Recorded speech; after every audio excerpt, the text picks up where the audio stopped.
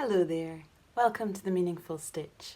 This is episode 10 and I'm Amy Palco and I'm coming to you from Edinburgh, Scotland.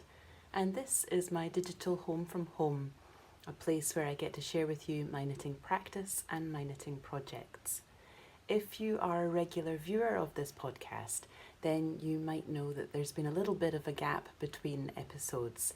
My last episode was on, I think, the 22nd of December. And it had been my intention to post another episode on the 2nd of January. However, our family had some sad news that on New Year's Day we lost my granddad.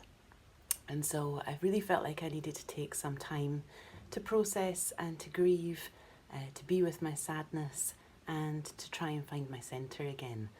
And so here I am, a few weeks on, and I have lots of knitting to share with you because that is certainly one of the ways in which I do find my centre and which allows me to be with my feelings and process my emotions.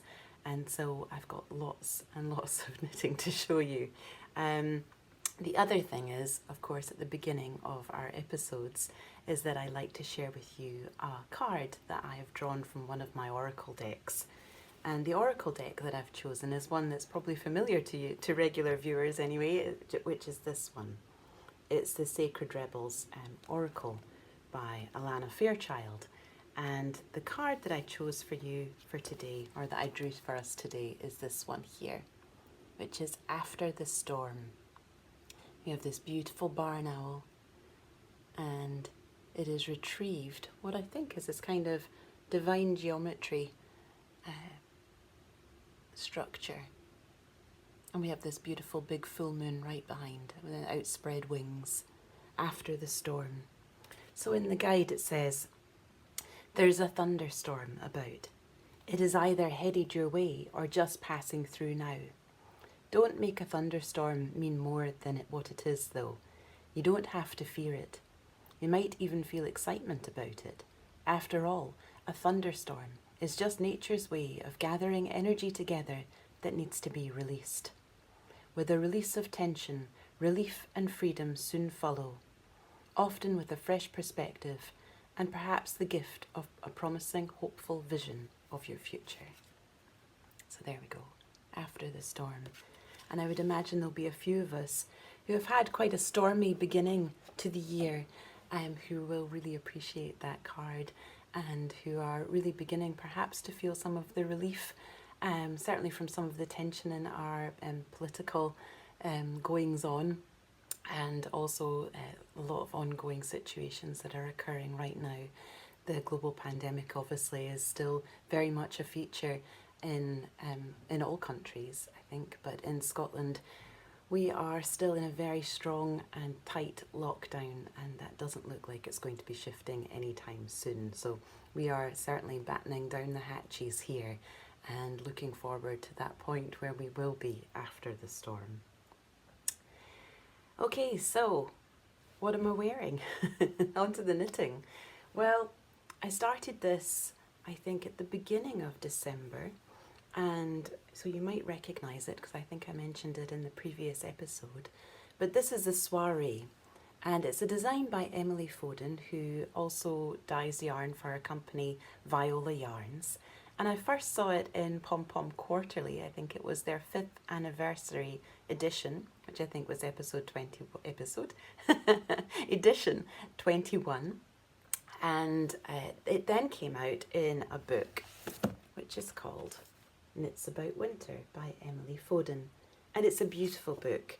There are really, really lovely patterns in it. Just to give you a little bit of to show you some of the beautiful patterns, and it's just stunning photography as well. Well, the Soiree is also in this book. Here it is here. And the pattern specifies that it should be knit in a light fingering weight yarn held double with a strand of mohair, and I have not done that. Instead, I had decided that I wanted to use my Nutiden yarn, which is an unspun yarn from a wonderful company over in Sweden. And they have their own mill, Caroline and Knut, and they produce this Nutiden yarn. And so I'll show you the yarn, because I have my leftovers in this bag. I have quite a lot of leftovers, but I'll talk a little bit more about that shortly. But I'll just show you the yarn itself, because it's so beautiful. It's really lovely colours, and it's this unspun yarn. So I knitted my Soiree with my Nutiden held double. So I'll stand up so that you can see it in all its glory.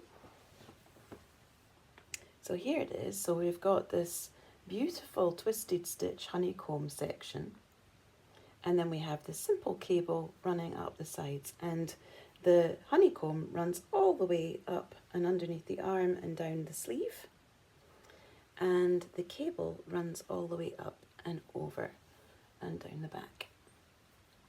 So you can see that I have decided to fade my Nutiden. So I didn't have enough Nutiden altogether to knit a whole sweater out of one colour, but I did have enough if I was going to fade my colours. And so holding the two strands together really allowed me to create that fade through marling. And marling is basically when you are holding two strands together, and then you can switch out one strand for another strand to start to introduce new colours or new textures. It's a very fun way to explore painting with yarn, basically. And so the colours that I had were this one here, which is Lavendula Calendula, or I think it might be Calendula Lavendula. one of the two. And it's this kind of purpley shade, but it also has kind of very soft sort of peachy shades through it also. It's a really unusual colour of yarn. And then this was another colour called Between Petals. Oh dear, I've got one of my own hairs on there. This is Between Petals. And this is the yarn that I had the most of, because I had bought 300 grams or 3 plates of the Nutiden in this particular colour. And I only had one of these.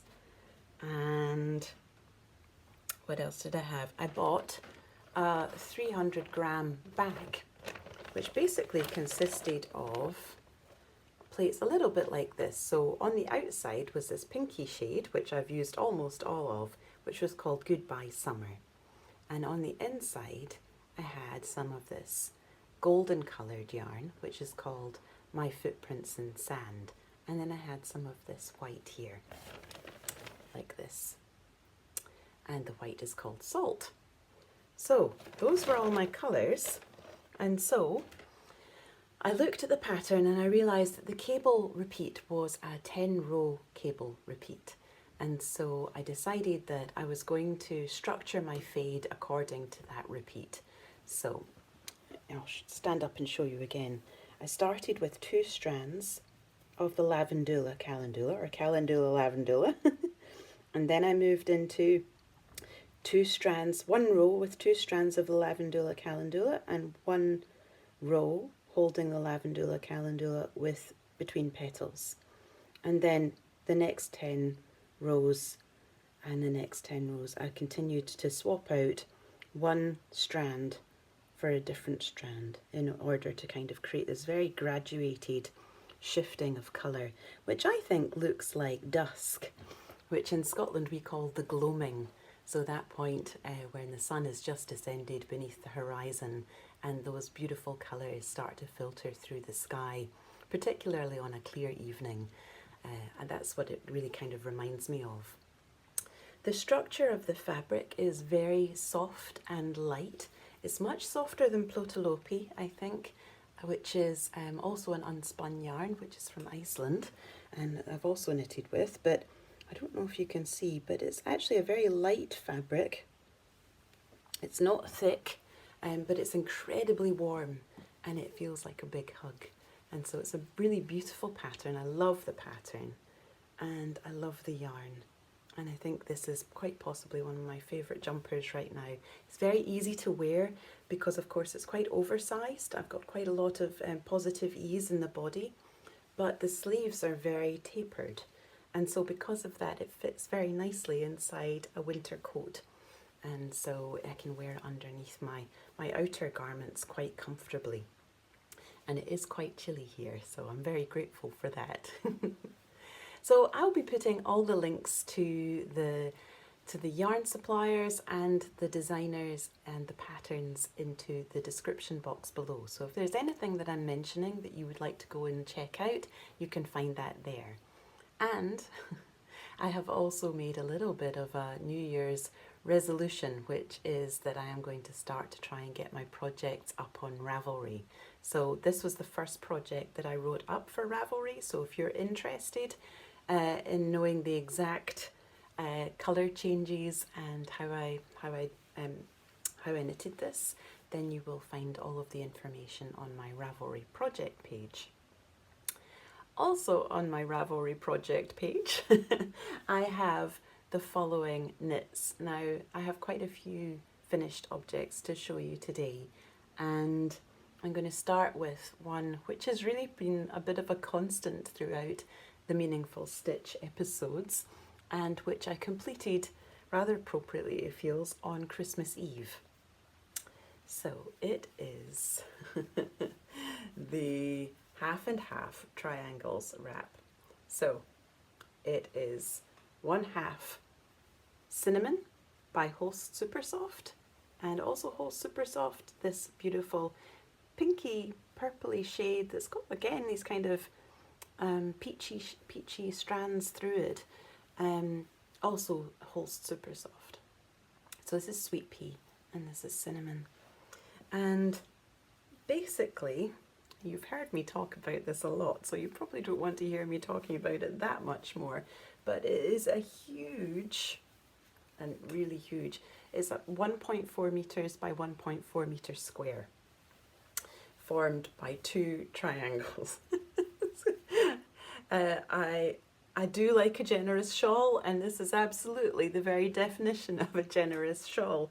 I've called it the project on Ravelry the Not So Stealthy Stealth Blanket, because it's really pretty much just a blanket at this stage.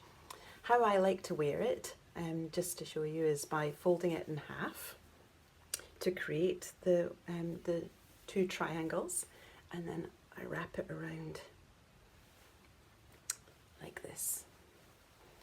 And it is so comfortable and so cozy. It really hugs my neck. It's quite a lot of, as you can see, it's quite a lot of fabric, but it's because it's knitted in Holst Supersoft, which is quite, I would say it's a light fingering weight. It certainly bloomed beautifully in the blocking, as you can see here. So it has provided a really beautiful, coherent fabric. And I love the feel of it. It is a more rustic yarn, and Supersoft, perhaps in the era when we're so used to things like superwash merino, is perhaps not the best descriptor for it, but I would say for a rustic yarn it is certainly very soft. I feel no irritation whatsoever with this against my neck and against my skin. It just feels very warm and very lovely. And to be honest, I have probably worn this, I would say maybe every day since I blocked it. And this is because I live in a drafty flat. I live in a drafty old apartment in Edinburgh that has high ceilings and single glazing and not very great window frames. and so it's a bit of a drafty property. So at certain points it does get really quite chilly, particularly when we've had some of our lower temperatures, and we have dipped into minus degrees on several occasions and had a little bit of snow. Actually, there's still snow lying on the ground outside. So I have had cause to wear it, certainly. But also I think because it's just felt really comforting. For me, a shawl is a hug. A hug is a shawl. There you go. It feels like an embrace. I feel enveloped in not only the fabric, but also the time and the energy and the attention and the intention, the love that has been knitted into every single stitch. And that feels like both a blessing and a place of sanctuary. So being able to wrap myself up into a shawl gives me a sense of of comfort and safety. And so it's been a really lovely thing to be able to wrap myself up in this gorgeous swathe of fabric and really feel myself held by my previous self that knitted it. So there we go. And I just love these two colours together. I made very few modifications. Obviously, this is a pattern which was not written for Holst Supersoft. It was written for Linen Quill, which is a Purl Soho yarn. This is a Purl Soho pattern. It's a free pattern, which you can go and download. It's a very simple one. It's very meditative. As you can see, it's lots and lots of garter stitch with some, and you create the shaping through short rows. And the pattern says to use wrap and turns, but I did German short rows, and I'm really pleased with the neatness of that and how it's worked out. The other thing that I did was I slipped the last stitch on every row at the edge with my yarn held forward, and that's created a smooth edge rather than the garter bumps. Oh, that's not a very good one. There you go, that's it. The smooth edge rather than the garter bumps, just to create a more polished finish, which I like. So those are really the only two modifications that I made. I cast this on, I was looking back, and I cast this on in August, and I completed the first triangle, which was the Sweetpea triangle, on the autumn equinox, and I completed the cinnamon triangle on Christmas Eve. And there's something really incredible about that, about the synchronicity of that, about the divine timing, how things just unfold at exactly the right moment, and that when we are moving with intention, that there is this very magical unfolding of that. So I thought it was a really lovely thing to acknowledge that the equinox, which of course recognises that point at which we have equal amounts of light and dark, and then Christmas Eve, which of course is that significant moment where we're surrounded by our family and we are waiting for the celebrations to begin, certainly in Scotland, the following day. So it was a lovely, significant point. And yes, it did take a long time to knit. And I don't think that's a bad thing. I don't think I never felt at any point that, that it was a struggle or it was a labour. It's always felt like a blessing. This has been a background knit for me, something to turn to whenever I needed it.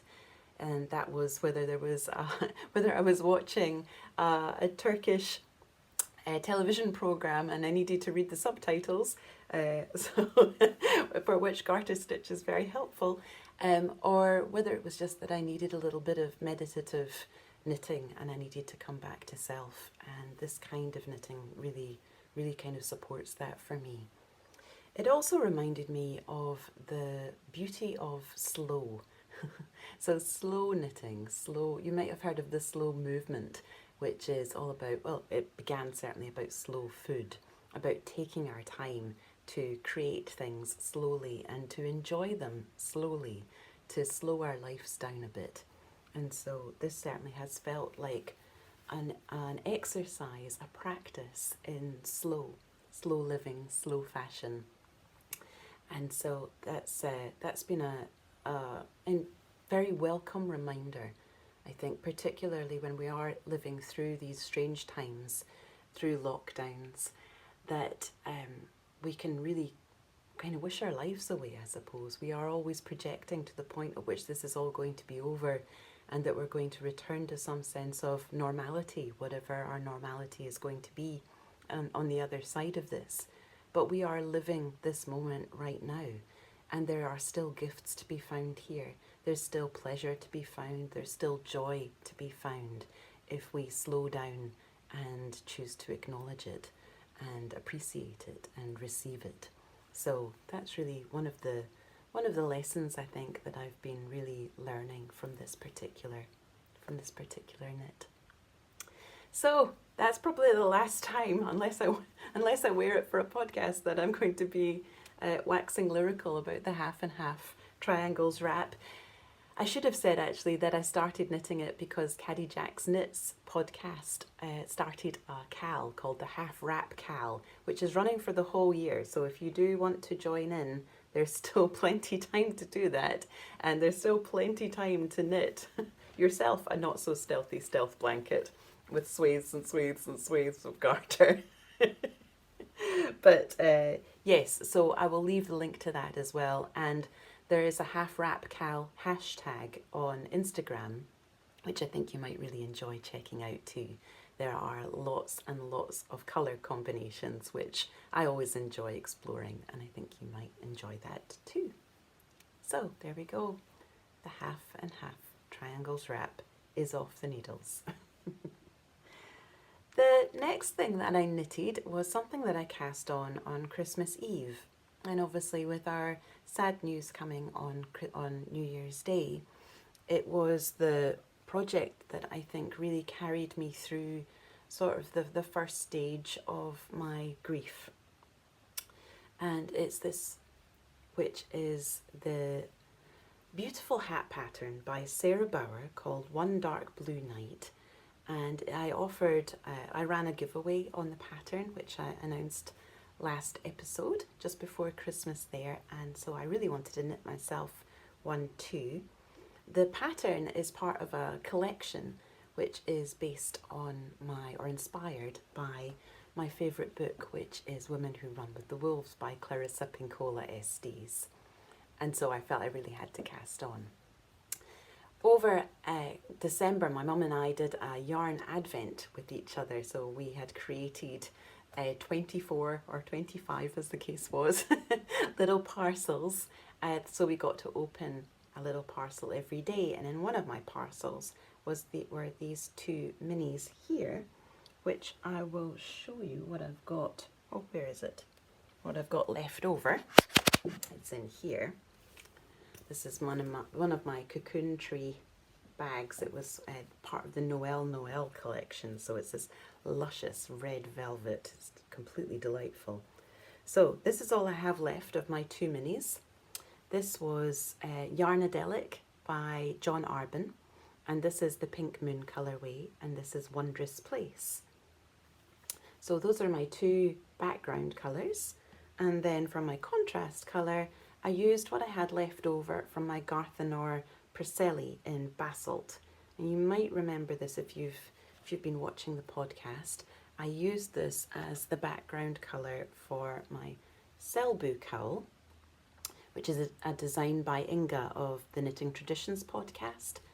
And so this was Preseli in Tilia, this lovely bright lime green.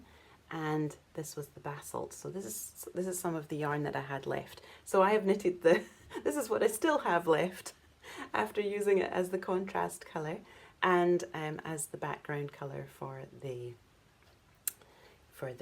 cowl. So, and as you can see, I put a little pom-pom on it. Well, I'm saying I put the pom-pom on it. My daughter actually put the pom-pom on it. There you go. So that's how it looks. And it was exactly the right knitting project for exactly the right moment, I felt. It gave me enough to focus on, and it gave me repetition as well.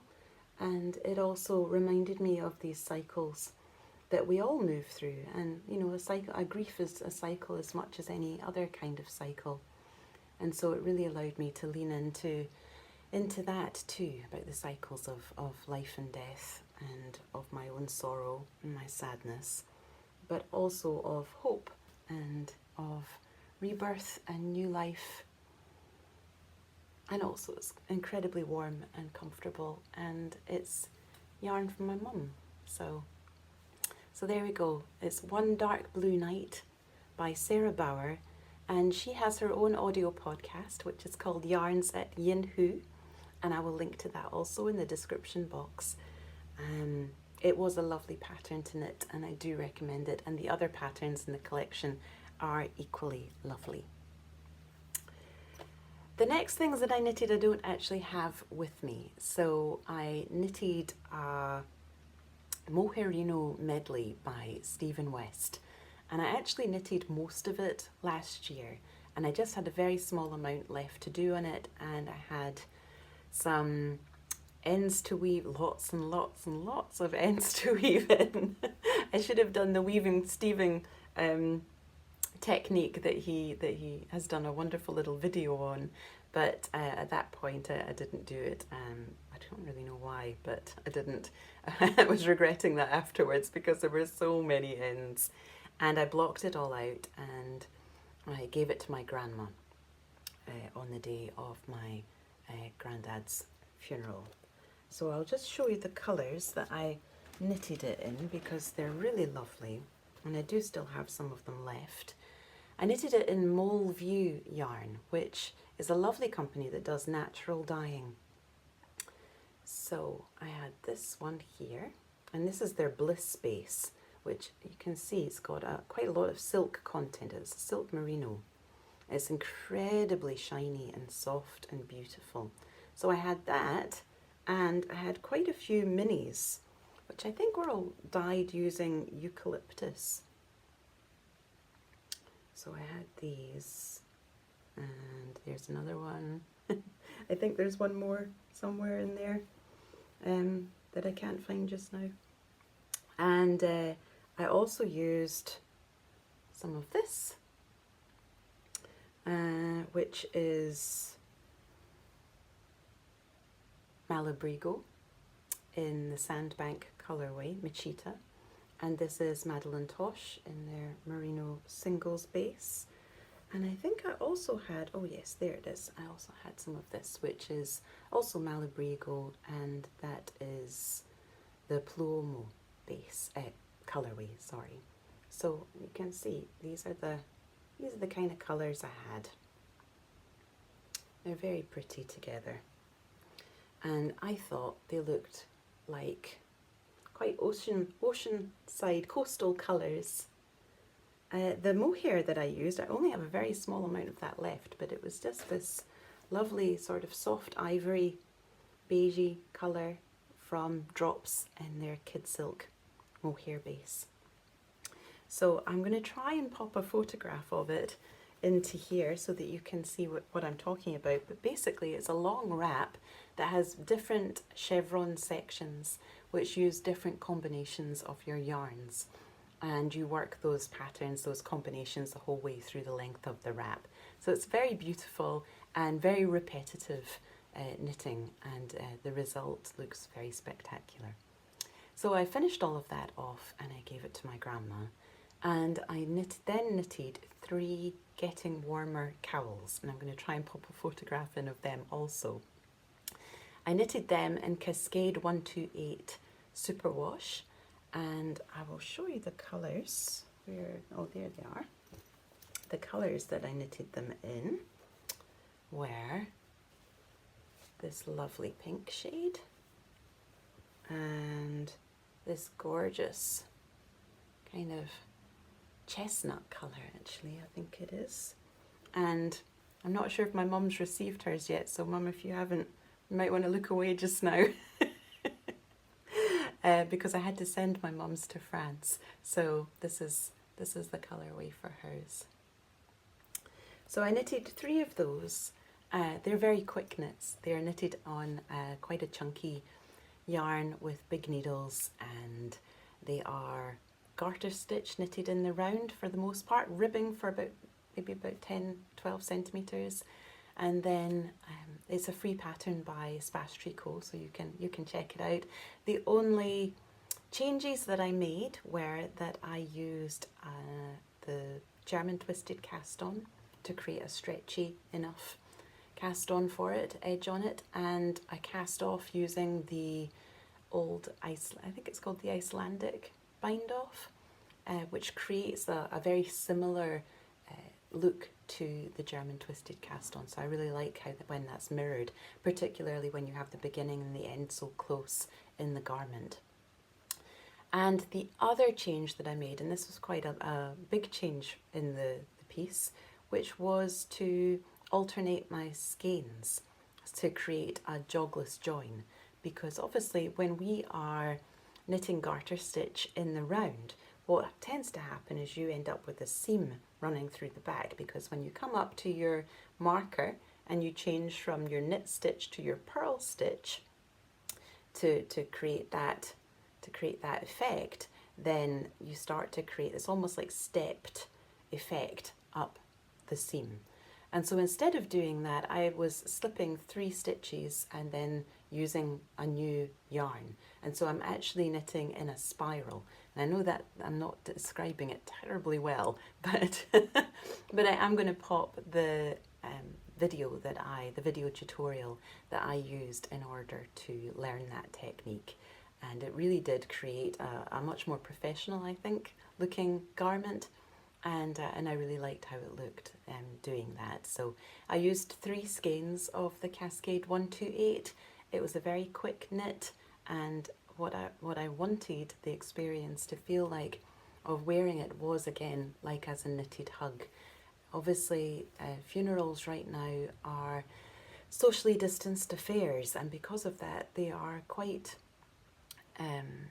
different from any that you would have attended prior to COVID. And so we were wearing our masks, we were seated apart, and we weren't able to have a reception afterwards, a wake. And obviously we weren't allowed to give each other hugs, and that's very difficult, I think, when you are upset or you're seeing somebody else upset and then you're not able to provide that physical touch, that source of comfort.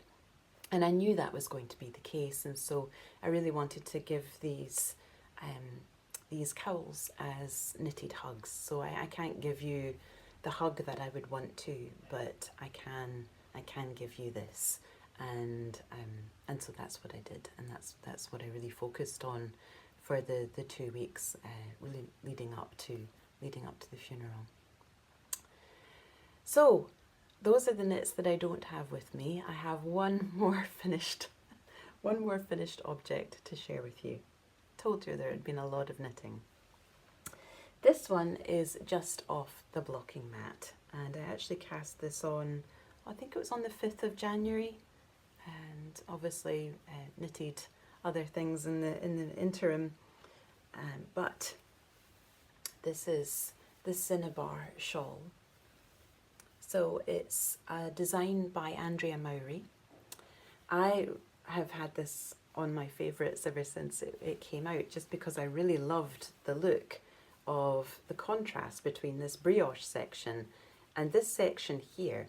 And I don't even really know what we call this stitch. But obviously, when you're knitting brioche, you're knitting every row twice. Once with one colour and well, certainly for 2-colour brioche anyway, you're knitting every row twice.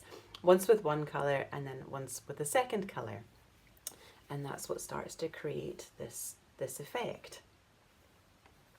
But if you're knitting just straight and you're knitting each of these rows twice as well, this is the effect that you start to create, which I think is really beautiful and a really lovely contrast to the brioche, because it almost seems to go in a different direction.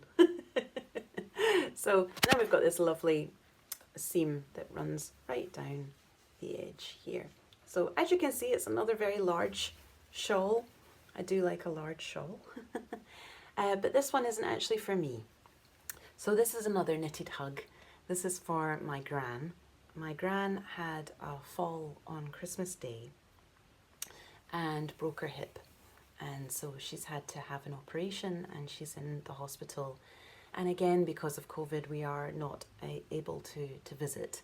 There's very limited visiting, obviously, to try and keep the elderly people in the care village and in the hospitals as safe as we possibly can. So completely understandable, and really feeling that I wanted to create something that she could have, which would feel like, again, like a hug. So that's what this is. My yarn, I'll just wrap it around myself so you can see it as it's. So my yarn is, I'll put it on back to front.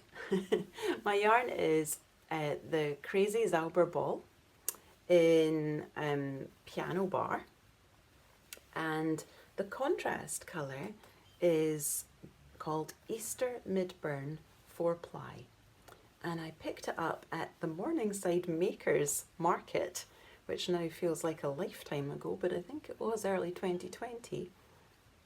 There we go. You can see it a bit better now. And where did I put that? I think it's maybe in here. This is what I've got remaining of 2 balls of the Piano Bar. So you can see that.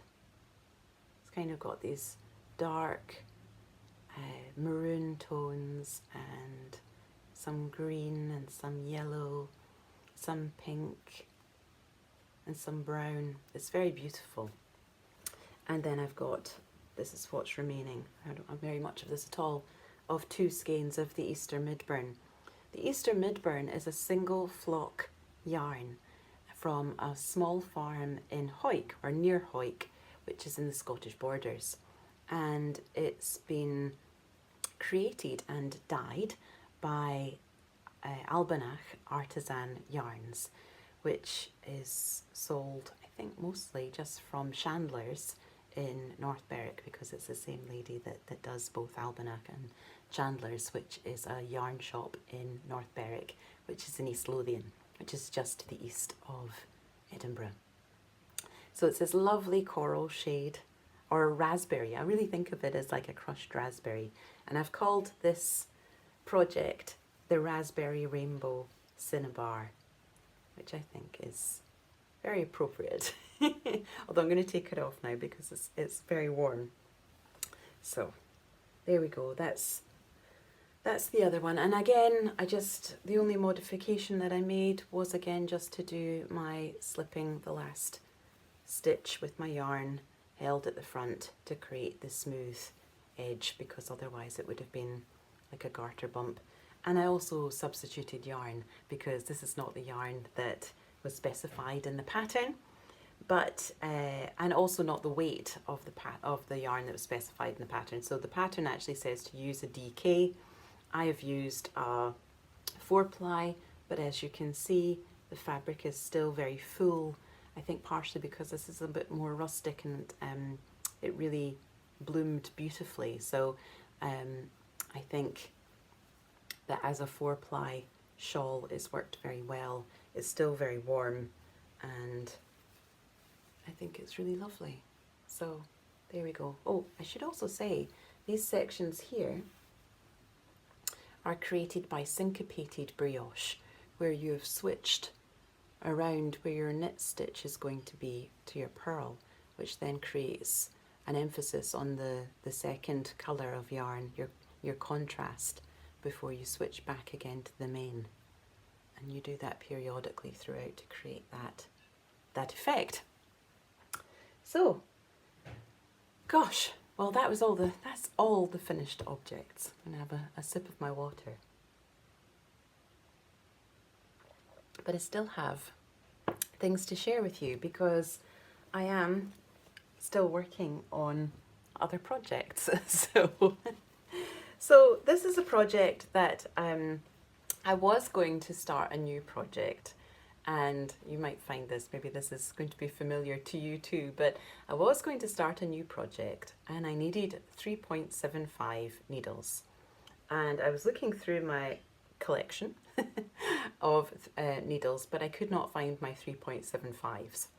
So I then remembered that I had started a project back last summer and I hadn't done very much of it before I put it down, and I can't even remember why I did that, but I did, because it's not very like me. I normally have quite a strong sense of working through a project to its conclusion, but on this occasion I had not done that, and so that was the location of my 3.75 needles. So then I had to make a decision. Do I stop knitting on that and remove the needle, perhaps replace it with another needle as a holder, but I think whenever we do that, we're always kind of recognising that we're not going to go back to it. And if that's the case, then I should just frog the project and retrieve the yarn. Or was I going to set my new project idea to one side for just now and crack on with completing the shawl that I had already started? And so that's what I decided to do. So this is the Painting Bricks shawl by Stephen West. Now you can see why I decided to continue on with it, because it's really very lovely. It is so soft and so light. The yarn is undyed merino yak silk, and it is incredibly bouncy. It's, as you can see by the fact that my yarn cake is a bit of a mess, I find yak really difficult to wind onto a ball winder. I find that the yarn is always bouncing up and out. So yes, there's that. But it is so silky and soft and warm. And the yarn that I'm using as my contrast is the Azager Silk Mohair, and it's in black. So it's a 75% mohair, 25% silk, and it is so soft. Like, I think it's one of the softest mohairs that I've come across, and it's just really lovely. So the Painting Bricks shawl, it's a large shawl. I've knitted one already, so this is my second. The first one that I knitted, which I wish I'd brought over, but I will maybe show you that on another occasion, maybe next time when this one is completed. I used brushed alpaca from drops in a variety of different colours to create the bricks, but this one I decided I wanted it to be a monochrome version. So I'm loving how it's looking. I'll just hold it up a little bit so you can see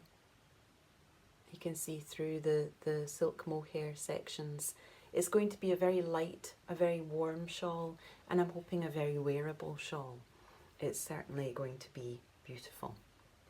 So I am keeping that in another of my Cocoon Tree bags, and this is one that my mum gave me for Christmas, and I love it because look, it's got this peacock lining on the inside, and it's got this lovely tassel, and it's got these peacocks on the front. So I love peacocks. So a beautiful bag and a beautiful project. I'm excited about cracking on with that and completing it so that I can start on another project. I do have one more. It's still in progress though. Well, I'm saying it's in progress. We're in very, very early stages of it. So last year, my son, who turned 21, you might remember that we bought him his kilt, and I knitted those lovely kilt socks by Kate Davies for him. Well, earlier in 2020, he had said that he would really like a jumper, and he then went through the Drops Wool Warehouse selection and chose which yarn he wanted and chose the colour, and then bought the yarn while it was on sale and had it sent to my house. So I think that is possibly the very definition of knit-worthy. So he chose this Drops Alaska, which is an Aran weight yarn. There is, I think, 70 metres or 77 yards per ball. It's in this fabulous sort of leaf green colour. And he wanted an Aran style jumper. He wanted cables, and he didn't want like a straightforward rounded neck. Nothing straightforward. So I spent a long time trying to find a pattern that I thought would be good. He had picked one out, but it was incredibly complex with lots of different types of cables.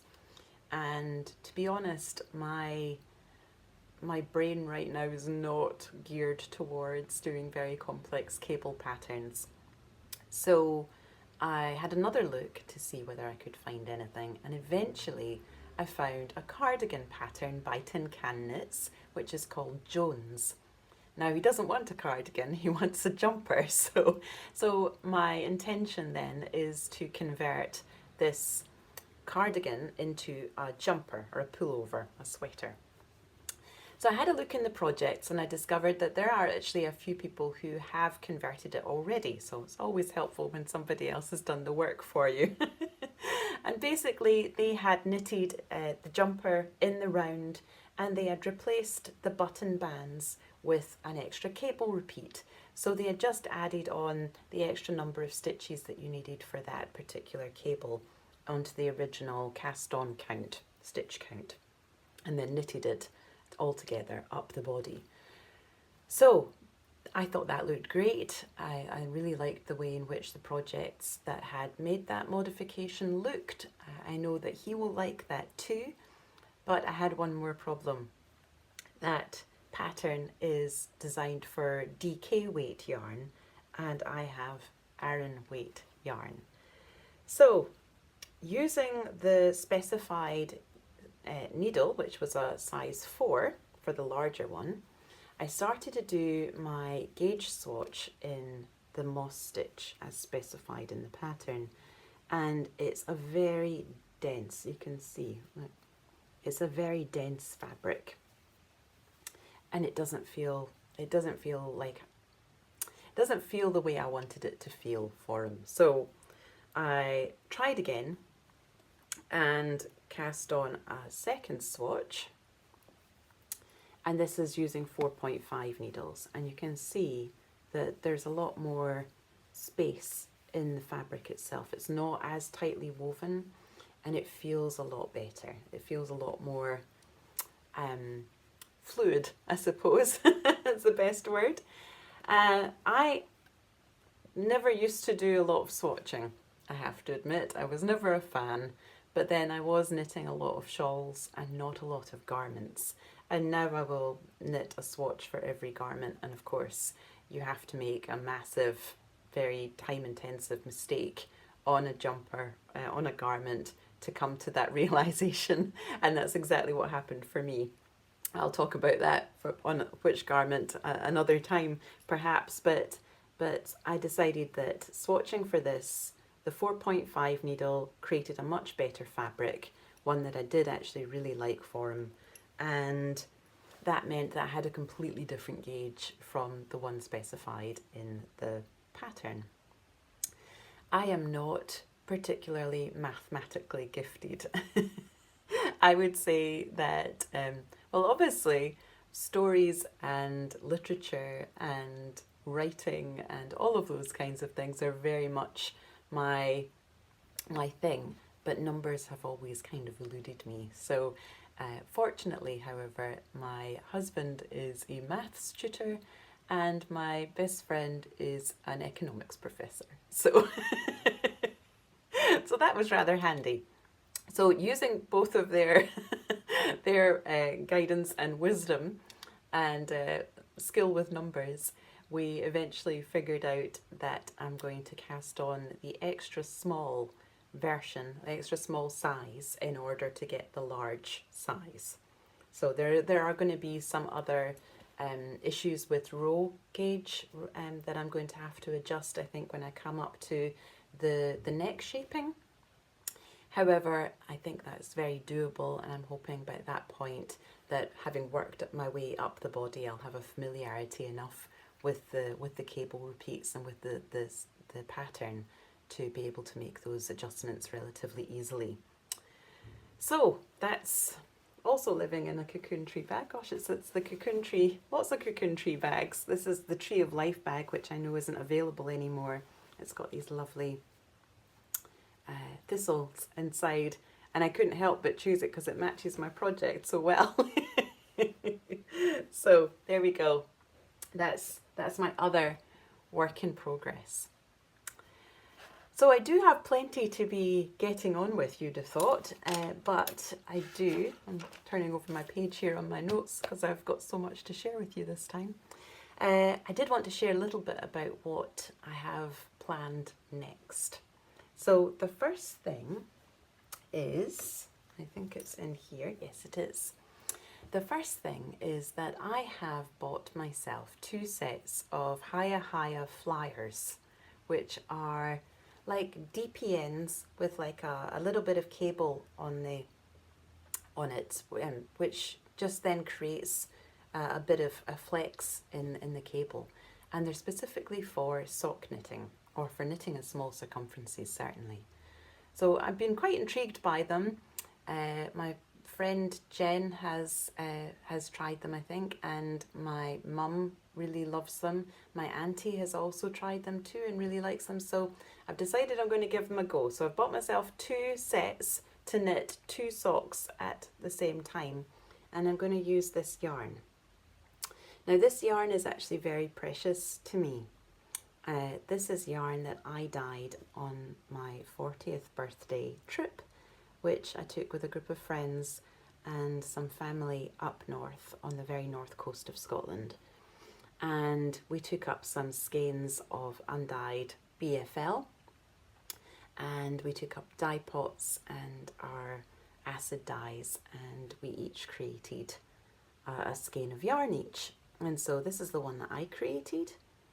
And I was specifically trying to go for the colour of the sea urchin pieces. You used to find, you find these sea urchin squares, you know, these broken sea urchin shells all lying along the beach. And I collected quite a few of those around about the time of my 40th birthday. So, so that really reminds me of this kind of colour here. And so I'm going to use that, and I think the pattern that I want to try is also very appropriate to this, which is called Shell Cottage, and it's by Helen Stewart. So that's one thing that I'm going to try. And I have to preface this by saying that I am not a sock knitter. I probably knit maybe about 1 pair of socks a year, so I'm not sure whether that qualifies me as a sock knitter specifically. But but I'm really hoping that these Haya flyers, along with knitting 2 socks at the same time, because I bought 2 sets of the Haya flyers. It's hard, so it's a bit of a tongue twister. So I'm hoping that by trying that method, which is one that my mum has been knitting recently, has been trying out, is going to make the difference for me, and that I'm going to unlock my sock knitting mojo. So we'll see. I will report back. The other thing that I'm hoping to cast on, and this is what I was looking for my 3.75 needles when I discovered my painting bricks, my unfinished painting bricks shawl, is the Vertices Unite by Stephen West. And what I want to do is I want to use up some of my Nutiden leftovers. So just to show you them here, these are some of my Nutiden leftovers. So these lovely colours here, sort of purples and peaches, aren't they lovely? So combining them, so I'm knitting at 1 strand with, sorry for the crinkling, with some of my mohair collection. So these are some of the colours that I have here. And here, and here, and I've got this lovely one that I got in my advent calendar. Isn't that gorgeous? So using these mohairs, these lovely different shades of mohair held alongside my Nutiden, I'm hoping to create a lovely Vertices Unite for myself. So that's something that I have coming up really soon. But I'm going to focus in on getting the Aran jumper done first. I don't think that's going to take too long, because it is quite quite thick yarn and on quite large needles, and the already worked on painted bricks. So I'm hoping to get through both of those and be able to start in on the socks and the Vertices Unite really soon. So I might have some progress to share with that with you on the next episode. Okay, so a couple of things to share with you before we close. I realise that we're coming up for an hour, so lots of talkings. The first thing is a confession. I was a bit naughty yesterday. The Qing Fibre Company, yarn company, I just love their yarns. I love their colourways. I think they use colour in such interesting ways. I'm endlessly inspired by, you know, the creativity of Layla, who is the woman behind Qing Fibre. So they launched their Qing Fibre Club subscriptions yesterday, and I bought one. So as you can see, I have a real penchant for mohair, and so I bought the Kid Silk Mohair Club subscription in the signature colourway, because like I say, I'm very inspired by how she puts colours together. So I thought, when given free rein, I'm really fascinated to see what she comes up with. So I will receive one skein of mohair for over 3 months. So 3 skeins altogether, and I think they're going to be sent out. The first one comes out, I think, at the end of March. And I just felt that it is looking like our lockdown is going to continue for quite a long time. I don't see us coming out of it anytime soon. So what better way than to brighten up that waiting, not necessarily waiting, but the living through of this particular moment, with a little bit of fluff and a little bit of bright colour. And so that subscription will be coming to me, and I will of course be sharing it with all of you. So I'm very excited about that. I'm excited to see what I get, and I'm excited to start integrating it into some new projects later on this year. So there you go. That was me being a bit naughty, but I think I'm letting myself off the hook for that. And I just wanted to then share with you a few things that have been helping me weather the storm, really, you know, to go back to our initial card after the storm. You know, how am I supporting myself through the first month of 2021? And one of the first things that I wanted to let you know about was Masterclass. So you've probably heard of Masterclass. My brother bought me a subscription for Christmas, and I've been so enjoying it. There are so many classes to explore. It's honestly, it's a little bit overwhelming, and sometimes when you are in an emotional place, it can be difficult to make choices. And so sometimes I felt going in, it's been hard to choose which one I wanted to listen to. But I did watch the whole lesson or the whole class of Neil Gaiman's storytelling, and enjoyed that very much. And the next one that's on my list to listen to is Margaret Atwood talking about writing. They also have quite a few other writing ones that I'm just so excited about, which is Salman Rushdie and Joyce Carol Oates. My dad has also got a subscription. He listened to the Dan Brown one, which he said was brilliant. And the other one was Billy Collins, the poet. So, and there's so many more other than that. So those are just the ones that I'm looking at just now. But the fascinating thing is that, you know, there's so much content there already through the video lessons. But after you've watched the first lesson, class materials become available to you, and you can actually download an e-textbook, and these are really substantial. I think the Neil Gaiman one was about 92 pages, so full of writing exercises and going over some of the concepts and ideas that he had spoken about. So I'm really very impressed with it, and it's a lovely Christmas present to have received, and is certainly providing me with lots of interesting ideas and thoughts and inspiration. So yes, I wanted to share that with you. We've been watching a couple of series on Netflix. The first one was The Crown. I had already watched the first 2 episodes of The Crown, But my husband decided that he wanted to watch it, so we started again from the beginning. So I think I've now watched the first 2 seasons of, certainly the first season of The Crown 3 times. So we've watched the first 3 seasons, so we still have 1 season, the most recent season, to go. But we've been really enjoying that one very much. I find it a very fascinating programme. I love the way that they look at these different moments in history, and then are able to craft a narrative that really then hangs together for a 1-hour episode. I think that's really exceptional. One of my favourite episodes actually was one called Moondust, which combined together the moon landings with the death of Princess Alice, and with Prince Philip's midlife crisis, really, and also the establishment of George's house and his friendship with the minister there. So I loved the way in which it took these different things that had all occurred at one particular point, and were able to create these, and we're able to really kind of constellate that into a story.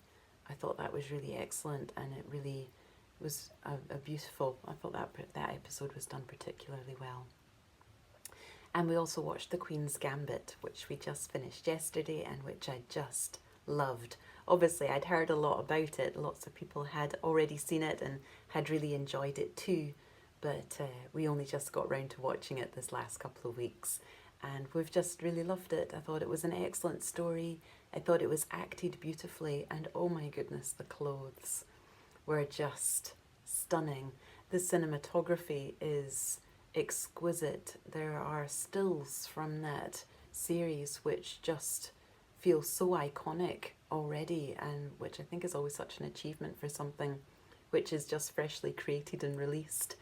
It also speaks to me too of perseverance, you know, and I think they had tried to get that script developed for many, many years, and it's only now that it's managed to have this wonderful expression in and through Netflix. So I'm very grateful that we have this almost like I suppose a democratization of our creativity, and that there are so many different companies making stories and sharing them with us, so that these kind of stories have an opportunity for us to see and enjoy.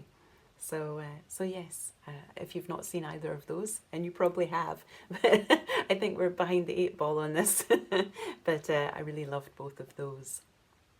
I also started watching a documentary series on the BBC called The Art of the Image by Dr. James Fox, and I thought that was also really excellent. It really gives a very good understanding of visual literacy, the development of visual language, and the way in which it is used and how it has developed throughout, well, certainly in the first episode, throughout the 20th century. So if you're looking for something a documentary, an art documentary, I can recommend that one. And I've been watching a lot of knitting podcasts. Knitting podcasts I find are very soothing. It feels like somebody is keeping me company while I knit, and certainly I hope that I'm giving you good company as you knit right now, but they certainly feel very soothing, and having somebody sit and knit with you, or sit and speak to you about knitting while you knit, feels like a comfort. And so some of the podcasts that I've been listening to that have been providing me with some comfort over the last 3-4 weeks have been Little Big Knits with Selma, and the Hawthorne Cottage Craft podcast, and they've got a couple of wonderful cals running.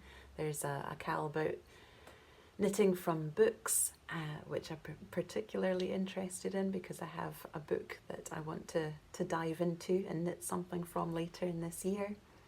I really enjoyed the Dye Pod with Petra and Robert, and they really make me laugh, and laughter has been such precious medicine, I think, over the last couple of weeks. Merryweather Knitting, which is a newer podcast with Gabriella, based over in Germany. I don't know why I said Russia. In Germany, over, I think she's over beside the Black Forest. But yes, I really enjoy hers too. Then there's the Knitters League. They had a new episode out and it was so lovely to sit with the four of them and hear all about their knitting. The Wee So-and-So, which is another Scottish podcast, which I just love her voice. It really resonates with me and feels very comforting. And her knitting is exquisite. And she has a yarn company too, a yarn dyeing company. She produces just lovely colourways and she had a beautiful collection out for Hogmanay, and I went onto her Etsy shop to see if I could snag myself some, and unfortunately the colourways I liked were already gone. So I'll need to check and see whether there's more there. Girl Meets Yarn with Marilisa, she had a new episode out that I really enjoyed too. And of course Knitting Traditions with Inga over in Norway, and I love the knitting choices that she makes, the knitting projects. So those are definitely ones that I recommend that you go check out, and I will leave links to all of those in the description box too. Lastly, I treated myself to some poetry, and I bought 2 books. This is one, She Will Soar, and it's compiled by Ana Sampson. And I also got She Is Fierce. It's also by Ana Sampson. So this is the first one that came out, and then this one came out second. And they're wonderful collections. They're brave, bold, and beautiful poems by women. And She Is Fierce is specifically, well, it says, a powerful collection of 150 poems written by women, from suffragettes to schoolgirls, from spoken word superstars to civil rights activists, from aristocratic ladies to kitchen maids. These are the voices that deserve to be heard. And I found one poem that I really enjoyed, so I'm going to share that with you. But I'll share it with you just shortly, because I will share one more thing with you before we close, which is this book here, which is by Emma Restel Orr, and it's called Kissing the Hag. And the reason why I want to share this with you before I close is that in my Patreon, again, the link will be in the description box, we are going to be starting a reading group, and this is the book that we're going to be looking at. So you can join my Patreon from a very low amount of money per month, and I will be posting, we'll be looking at a chapter a week, starting from the 1st of February. So there's still time to find yourself a copy. It's available as a Kindle as well as well, you can see my very well-worn copy, tangible copy of paperback. It's been out since I think 2009, so you probably will be able to find yourself a second-hand copy. It's a wonderful book. I so enjoy it. I will just read you the first words from it so that you've got a bit of a sense about what it's about. Hag is not a nice word. Yet there comes a time in every woman's life when nice is tedious, when nice is insipid, seeping into the soul like souring milk, warping the mind. Indeed, nice can, at times, be all that is offensive. Hag is a fascinating word. As I speak it aloud, the sound is as smooth as an out-breath. Aspirated, its vowel is extended and then clipped as if with a warning kick of death. It is a primal word, formed with barely any effort required. It whispers of cold wind, of thick fog, and the stench of stagnant water. It is a word robed in spiders' webs, dusty and worn, unsure where to place itself on the shiny veneers of today. Lingering at the edges of life, it waits to run a broken nail down some blackboard of the soul. No, hag is not a nice word. Like princess or pole dancer, the word quietly slips as a picture. And though for each of us the image may differ slightly, it invariably embodies all that is declared to be simply and irrefutably not nice in women. This book is about her. It is about us all. So I really like this book. I think it's an exceptionally well-written book, and it really helps us to explore what we are sacrificing on the altar of the good girl. And so if you would like to explore that book with me in the Patreon, you can check that out and get yourself a membership to the subscription. We start it on the 1st of February. We'll be taking it one chapter at a time, and there'll be an opportunity to discuss it in the comments there. And also, one of the membership tiers we meet on a regular basis every Wednesday on a Zoom call, so there'll be an opportunity to discuss that with the other women in the circle there if you so choose. So that was that. Lastly, I'm going to read you a poem, and it's from She Is Fierce. This poem is called Saltwater, and it's by Finn Butler. Everyone who terrifies you is 65% water, and everyone you love is made of stardust. And I know sometimes you cannot breathe deeply, and the night sky is no home, and that you are down to your last 2%. But nothing is infinite, not even loss. You are made of the sea and the stars, and one day you're going to find yourself again. So, I think this is my longest podcast episode to date, so I will release you into your days, into your evenings. I will return hopefully in the next couple of weeks with episode 11, but in the meantime, please know that I am wishing you all good things. I'm wishing you comfort, I'm wishing you a soft place to land, and I'm wishing you love, and I'll speak to you soon.